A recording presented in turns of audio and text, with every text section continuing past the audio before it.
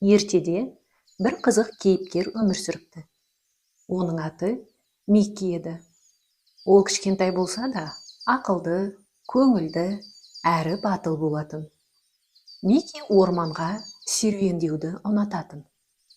Әр серуенінде жаңа достар тауып, түрлі қызықты оқиғаларға тап болатын. Бір күні күн сәулесі жарқырап тұрған шақта Микки орманға жолға шықты.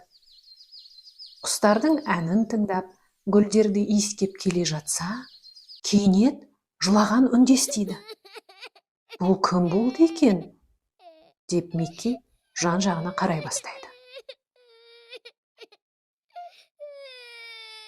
Қалың шөптің арасынан кішкентай қоян көрінді. Сәлем қоян, сен неге жылап отырсың?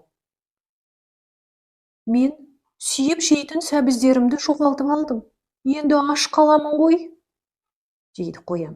Уайымдама досым, мен саған көмектесемін. Сенің сәбіздеріңді міндетті түрде табамыз.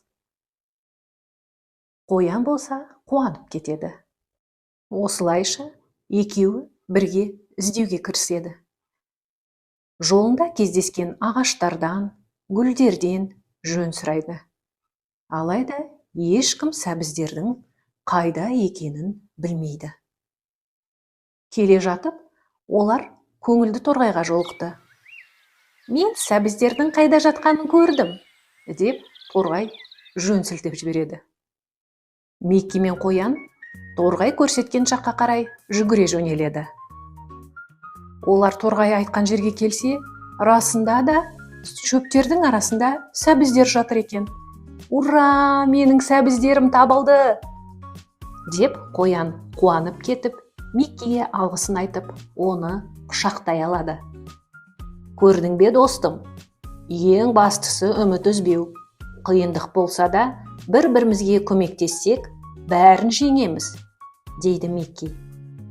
Содан бері Микки мен қоян айырылмас достар екен.